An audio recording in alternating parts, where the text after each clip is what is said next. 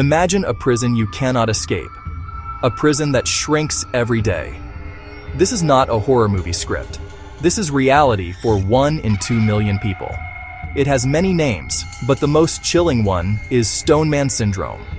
In medical terms, fibrodysplasia ossificans progressiva, or FOP.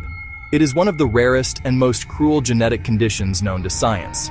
It turns soft tissues, muscles, tendons, ligaments into solid bone. Normally, bones define our structure, but with FOP, the body forms a second skeleton, a cage of bone forming over the original one, locking the person inside. The signs are there from birth, often missed. The hallmark sign involves the big toes, which are often malformed, short, and curved inward. The disease progresses through flare-ups. A simple fall or virus triggers painful swelling that looks like a tumor, but is actually an inflammatory storm. Instead of healing, the body makes a mistake.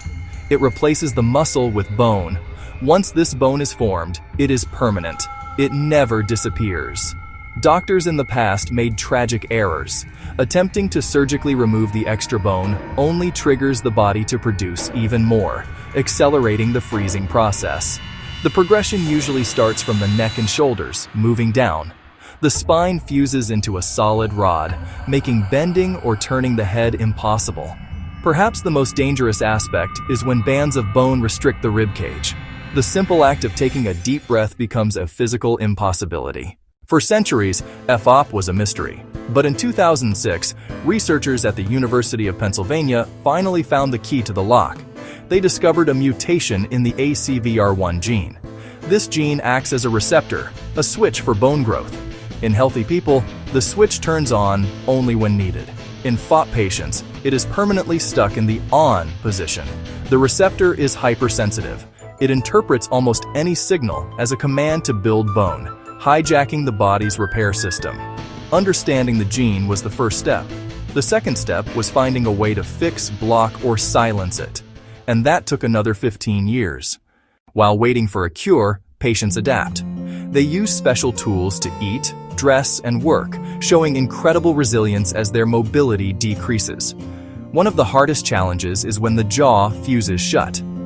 Patients must change their diet completely, creating new ways to get nutrition.